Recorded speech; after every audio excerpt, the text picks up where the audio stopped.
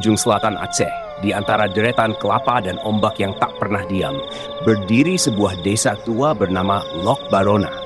Tempat itu tampak tenang, tapi orang-orang tua di sana percaya tanah yang terlalu tenang justru menyimpan sesuatu yang belum selesai. 3 tahun lalu, seorang pria bernama Fahri membawa istrinya, Nadia, dan anak mereka Raffi, pindah ke desa itu. Ia ingin menjauh dari kota Meulaboh, meninggalkan masa lalu yang menakutkan bagi keluarganya. Mereka membeli sebidang tanah murah dari seorang lelaki tua yang berwajah pucat. Sebelum menyerahkan kunci, lelaki itu hanya berpesan, kalau azan sudah selesai, jangan buka pintu. Awalnya kehidupan mereka berjalan seperti biasa. Fahri bekerja di kebun kelapa, Nadia mengajar mengaji anak-anak kampung, dan Raffi bermain di halaman belakang. Tapi setelah bulan pertama, keadaan mulai berubah. Raffi sering berbicara sendiri di dekat pohon ketapang tua. Ketika ditanya, ia menjawab, temanku dari seberang datang tiap malam. Fahri dan Nadia mengira itu hanya imajinasi anak kecil. Sampai suatu malam Raffi tertawa keras di kamar gelap dan berkata, ia ingin ikut masuk. Tak lama setelah itu, Nadia jatuh sakit. Tubuhnya panas tanpa sebab, dan di tangannya muncul guratan hitam seperti tulisan Arab yang tak bisa dihapus. Setiap kali azan berkumandang, guratan itu berdenyut, seolah hidup dan menembus ke dalam daging. Fahri mencoba memanggil ustadz dari kampung sebelah. Begitu ustadz itu tiba di halaman rumah, ia menolak melangkah masuk. Dengan suara pelan ia berkata, tanah ini bukan tanahmu, nak, ini tanah kaum. Barang yang datang dari seberang harus kembali ke seberang. Malam-malam berikutnya menjadi neraka. Pintu rumah bergetar sendiri, kaca jendela berembun dari dalam, dan dari ruang tamu terdengar suara seseorang membaca ayat dengan terbalik. Fahri berani memeriksa, dan di antara bayangan lampu minyak, ia melihat sosok tinggi tanpa wajah berdiri di dekat pintu. Mata merahnya berputar seperti bara. Desa mulai menjauh dari mereka. Orang-orang berhenti menyapa, dan setiap kali Fahri lewat, mereka berbisik dengan wajah takut. Ia tak tahu apa yang sebenarnya terjadi. Sampai malam Jumat datang, disertai angin laut dan bau garam yang tajam. Saat Nadia tertidur, ia mendengar bisikan di telinganya. Suara itu berat, serak, dan terasa dekat sekali. Perjanjian belum lunas. Sejak malam itu, rumah Fahri tak pernah lagi terasa seperti rumah. Udara di dalamnya selalu lembab dan berat. Seakan setiap sudut dipenuhi napas dari sesuatu yang tak terlihat. Nadia mulai takut untuk tidur. Kadang ia terbangun dengan posisi tubuh terangkat dari kasur, matanya terbuka, tapi bibirnya membaca doa dengan suara terbalik. Fahri hanya bisa menangis sambil memeluknya, menahan tubuh istrinya yang menggigil. Setiap pagi, mereka menemukan hal-hal aneh. Bekas tapak kaki berlumpur di ruang tamu, air laut yang menetes dari langit-langit, dan bau busuk seperti bangkai ikan menyelimuti dapur. Raffi, anak kecil itu, semakin sering bermain sendiri. Ia membuat lingkaran di tanah dengan pecahan batu dan berbisik seolah sedang berbicara dengan seseorang. Suatu malam, Fahri memutuskan mengikuti anaknya diam-diam. Raffi berjalan ke halaman belakang, ke arah pohon ketapang yang besar itu. Bulan nyaris tak tampak, hanya suara ombak yang terus mengaum dari kejauhan. Dari balik semak, Fahri melihat anaknya duduk bersila, menatap ke arah laut. Air mata Fahri menetes saat ia mendengar Raffi berbicara pelan, aku sudah membawa namanya, sekarang giliranmu memberi. Angin tiba-tiba berhembus dingin. Laut di kejauhan seperti mendidih, dan dari balik gelap, Fahri melihat sesuatu bergerak. Sosok tinggi berwarna hitam muncul perlahan, tanpa bentuk jelas, tapi dengan mata merah yang menyala. Fahri ingin menjerit, tapi tenggorokannya membeku. Ketika ia sadar, Raffi sudah berdiri di depannya dengan wajah datar. Ayah, dia bukan orang jahat. Dia cuma ingin pulang, katanya tanpa ekspresi. Malam itu, Fahri menarik anaknya kembali ke rumah dan menguncinya di kamar. Tapi sejak saat itu, suara-suara dari luar mulai semakin jelas. Mereka sering mendengar langkah kaki di atap, seperti seseorang berjalan dengan rantai di kakinya. Kadang terdengar suara azan samar dari arah laut, tapi lafaznya kacau, seperti seseorang yang mencoba meniru tanpa benar-benar tahu artinya. Fahri akhirnya mendatangi seorang ulama tua di kampung tetangga bernama Tengku Hasan. Lelaki itu sudah berumur lebih dari 70 tahun dan dikenal memahami hal-hal gaib. Begitu Fahri menceritakan semuanya, wajah Teungku Hasan berubah pucat. Ia berkata dengan suara rendah, "Tanah tempat rumahmu berdiri dulunya adalah lokasi pemanggilan jin dari negeri Arab. Mereka memanggilnya jin dari seberang. Dukun yang melakukannya mati sebelum mengembalikan makhluk itu. Dan siapapun yang menempati tanah itu akan menanggung perjanjiannya." Fahri gemetar. Ia meminta bantuan, tapi Teungku Hasan menatapnya lama dan menjawab lirih, "Aku bisa mencoba, tapi setiap perjanjian punya harga. Kau siap kehilangan sesuatu?" Malam itu mereka kembali ke rumah dengan beberapa ayat yang ditulis di kertas kecil dan air yang sudah dibacakan doa. Tapi saat mereka tiba di depan pintu, suara dari dalam rumah terdengar lebih dulu. Suara laki-laki berbisik pelan di antara deru ombak. "Jangan ganggu yang sudah menjadi milikku." Keesokan paginya, Teungku Hasan datang membawa kitab tua berdebu dan sebotol air zam-zam yang sudah disegel. Ia berjalan pelan menuju rumah Fahri. Setiap langkahnya seperti menimbang sesuatu yang berat. Begitu masuk halaman, ia berhenti di depan pohon ketapang dan menunduk lama. Pohon ini tumbuh di atas tempat pemanggilan. Akar-akarnya masih menyimpan sisa darah dari perjanjian lama, katanya pelan. Fahri hanya diam, menggenggam tangan Nadia yang tubuhnya semakin lemah. Teungku Hasan mulai membaca doa, tapi udara seketika berubah dingin. Angin bertiup berputar, daun-daun berjatuhan seperti hujan, dan dari tanah di bawah pohon terdengar suara gemeretak, seperti tulang yang digesek. Raffi yang sejak tadi bersembunyi di balik pintu tiba-tiba menjerit keras, "Jangan sakiti dia! Dia temanku!" Tubuh bocah itu kaku, matanya membelalak menatap langit. Dari mulutnya keluar suara lain, berat dan serak. Perjanjian tidak boleh diputus, darah belum dibayar. Teungku Hasan segera menempelkan tangannya ke kepala Raffi, membaca ayat demi ayat dengan suara tegas. Suara angin mengamuk, kaca jendela pecah, dan lampu minyak padam. Dalam kegelapan itu, mereka semua mendengar bisikan panjang, seperti seseorang sedang tertawa di antara kabut. Setelah semuanya reda, Raffi pingsan. Tubuhnya dingin seperti es. Teungku Hasan duduk lemas di lantai, wajahnya pucat pasi. Jin itu bukan sekadar penunggu. Ia terikat dengan nama keluarga yang dulu memiliki tanah ini, ucapnya lirih. Orang tua yang menjual tanah padamu adalah keturunan terakhir dukun pemanggil itu. Ia menjual tanah ini agar kutukan beralih ke pemilik baru. Fahri tertegun. Jadi sejak awal kami dijebak? Teungku Hasan mengangguk pelan. Begitulah cara perjanjian lama bekerja. Jin tidak bisa pergi sebelum menerima apa yang dijanjikan. Dulu, dukun itu menukar ketenangan desa dengan darah manusia. Ia mati sebelum menepati janjinya, maka setiap penghuni baru tanah ini akan menjadi pengganti. Malamnya, Nadia mulai meracau dalam tidurnya. Ia memanggil nama-nama asing dalam bahasa yang tak dimengerti. Suaranya berganti-ganti, kadang seperti perempuan tua, kadang seperti anak kecil.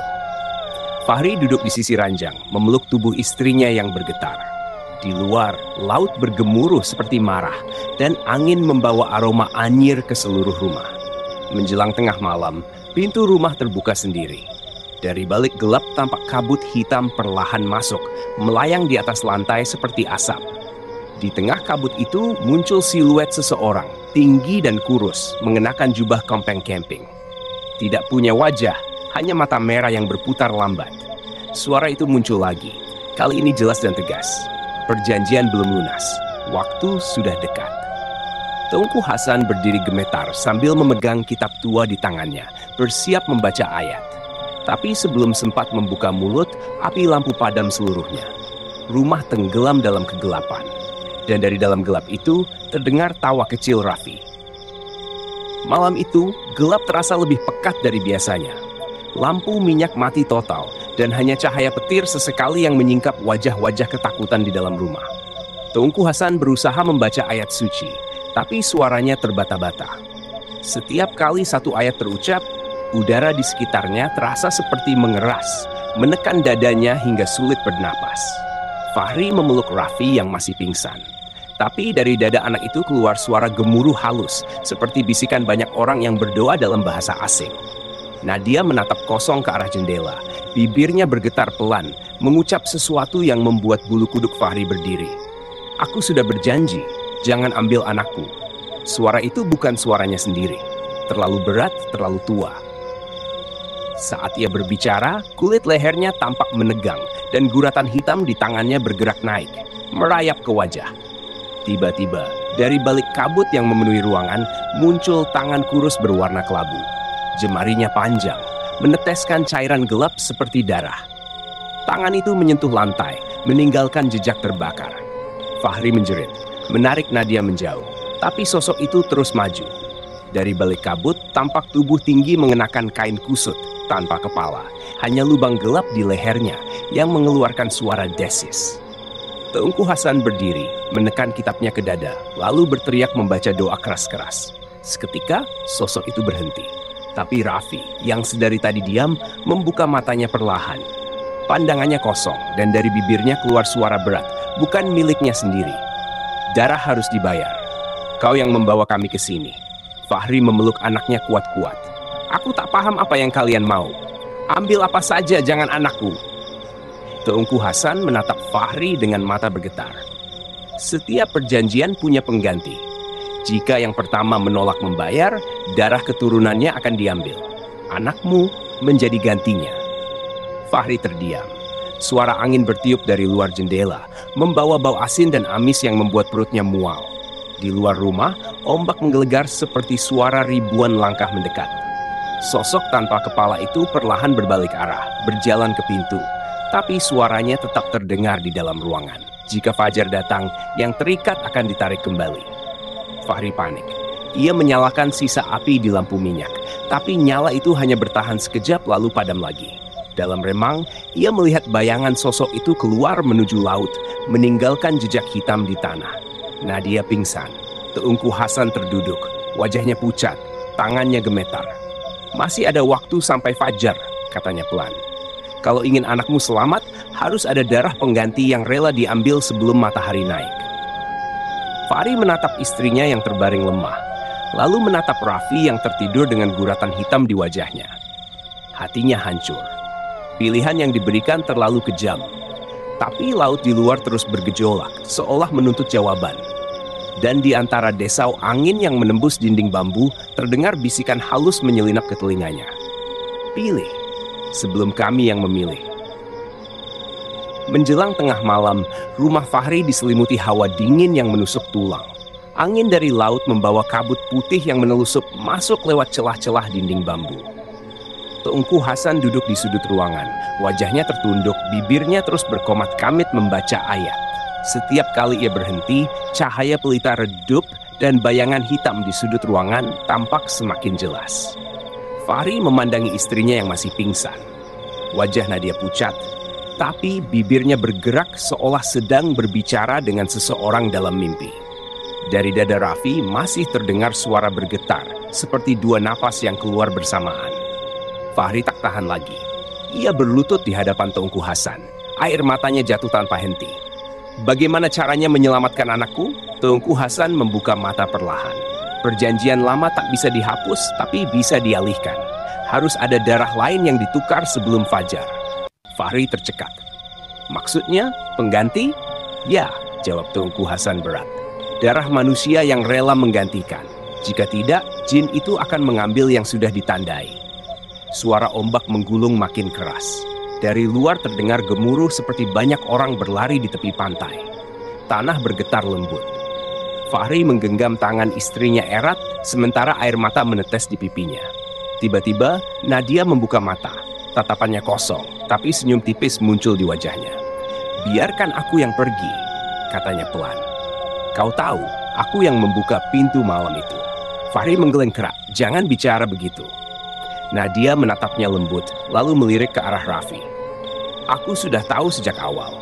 Waktu tanah ini dijual, aku melihat tanda dindingnya, tapi aku diam. Aku pikir itu hanya bekas tulisan. Sekarang aku mengerti, yang datang bukan makhluk asing. Ia datang karena aku yang memanggilnya dulu, tanpa sengaja." Fahri membeku, ingatannya melayang ke malam pertama mereka pindah. Nadia memang sempat membersihkan dinding belakang rumah yang penuh tulisan. Saat itu, ia membasahinya dengan air dan menghapus semuanya tanpa tahu bahwa yang tertulis bukan sekadar coretan, tapi mantra pemanggil. Suara gemuruh semakin dekat. Dari luar jendela, kabut bergulung seperti pusaran asap. Di tengahnya tampak sosok tinggi berjalan perlahan. Langkahnya berat dan bergetar. Mata merah menyala dari balik kabut. Teungku Hasan berdiri, memegang kitabnya erat-erat. "Kita harus lakukan sekarang," katanya cepat. Ia mengambil pisau kecil, menaruh mangkuk tanah liat di lantai, dan membaca doa. Nadia duduk perlahan, menatap laut dari jendela. "Jika ini memang harga yang harus dibayar, biarlah aku yang menutup perjanjian ini." Fahri memeluknya kuat, tapi Nadia melepaskan diri dengan senyum yang tak lagi manusia. "Selamatkan anak kita, Bang. Aku akan pulang ke seberang." Petir menyambar. Suara air laut seperti mengamuk. Teungku Hasan mulai membaca ayat terakhir, dan di saat itu juga tubuh Nadia menegang. Guratan hitam di kulitnya menyala, lalu meleleh seperti cairan panas. Fahri menjerit memanggil nama istrinya. Tapi suara itu tenggelam oleh desiran angin yang membawa bisikan panjang dari arah laut. Janji sudah dibayar, tapi itu belum tertutup. Fajar masih jauh. Langit di luar seperti menahan napas, tak ada bintang, tak ada bulan. Hanya suara laut yang mendidih seperti air panas. Di dalam rumah, angin berputar kencang, mengangkat debu dan abu sisa pembakaran lilin. Mangkuk tanah liat di lantai bergetar, darah yang tadi dikumpulkan dari tangan Nadia kini berkilau hitam kemerahan, seperti hidup. Fahri terduduk di dekat tubuh istrinya yang kaku. Matanya kosong, tapi air matanya terus menetes. Teungku Hasan berdiri di samping, wajahnya menegang. "Kita belum aman," katanya lirih. "Ritual belum selesai, darah sudah diterima, tapi pintu belum tertutup." Tiba-tiba, udara berubah dingin sekali. Dari arah pintu, terdengar suara langkah kaki berat diikuti derit seperti besi diseret di atas tanah. Bayangan besar melintas di dinding. Tubuh tinggi tanpa kepala, kainnya terayun-ayun, meneteskan cairan hitam yang menimbulkan asap setiap kali jatuh ke lantai. Fahri berdiri, menggenggam tangan anaknya yang masih terbaring lemah. Raffi membuka mata, menatap ke arah sosok itu tanpa rasa takut. "Ayah, dia bilang belum cukup," ucapnya dengan suara datar. Fahri menatap anaknya ngeri. "Apa maksudmu belum cukup?" "Dia ingin darah dari garis pertama, bukan hanya ibu. Karena dulu perjanjian dibuat oleh kakek." Teungku Hasan terperanjat. "Kakekmu? Siapa dia?" Fahri menggigit bibirnya keras. Ingatan pahit datang seperti kilatan petir. Kakeknya dulu seorang tabib yang sering menolong orang dengan cara tak lazim. Banyak orang bilang tabib itu memanggil penjaga laut dari seberang untuk kekuatan. "Kalau begitu," kata Teungku Hasan gemetar, "ikatan itu turun ke kamu." Suara pintu kayu berderak keras, lalu terbuka lebar tanpa disentuh. Angin laut menerjang masuk, membawa aroma amis bercampur bunga bangkai. Dari luar terlihat laut yang bukan lagi laut, airnya hitam dan berputar seperti pusaran raksasa. Dan di tengahnya berdiri sosok tanpa kepala, tangannya terangkat memanggil. Raffi tiba-tiba menjerit. Tubuhnya melayang sedikit dari lantai, seolah ada yang menarik dari dalam dadanya. Fahri berlari memeluk anaknya, tapi kulit Raffi panas seperti bara. Teungku Hasan membaca doa keras-keras, suaranya melawan gemuruh angin. Tapi setiap kata seolah dibalas dengan desisan panjang dari arah laut. "Jika kau menolak, semua yang lahir dari darahmu akan kami ambil." Fahri mengguncang anaknya, menatap wajah polos itu dengan panik. "Jangan, ambil aku saja," teriaknya.